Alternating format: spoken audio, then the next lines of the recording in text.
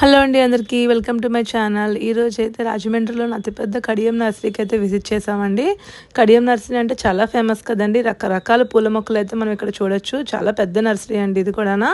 And ఇవి మనకి foreign కూడా ఎక్స్పోర్ట్ అవుతూ ఉంటాయి ఇక్కడున్న మొక్కలన్నీ.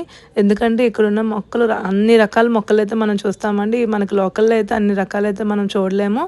ఇక్కడ ఒకే దగ్గర అయితే చాలా వరకు వెరైటీస్ అయితే మనం చూడొచ్చు. అసలు మనం ఇప్పుడు చూడలేని మొక్కలు కూడా అక్కడ ఉంటాయండి.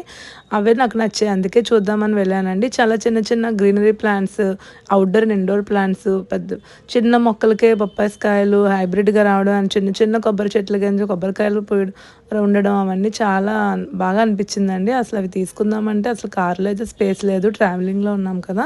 కానీ ప్రతి మొక్క కొనుక్కోవాలి, తీసుకెళ్ళిపోవాలి, మన ఇంటిని మొత్తం డెకరేట్ చేయాలనిపించింది. కానీ అసలు వీలు కాలేదండి. ఈ చిన్న గ్రీనరీ మొక్క అయితే అసలు లుక్ అనేదే మారిపోద్దండి. కానీ అది చాలా కొంచెం ప్రైస్ అయితే ఎక్కువ ఉన్నాయి ఇక్కడ. కానీ గులాబీ మొక్కలు అయితే ఇంకా రకరకాల గులాబీ మొక్కలు అయితే చూసానండి. ఇంక లాస్ట్కి ఏదో ఒక మొక్క తీసుకోవాలి కదా అని చెప్పి ఇది లక్కీ ప్లాంట్ అండి, ఇది తీసుకున్నాము. చాలా బాగుందండి.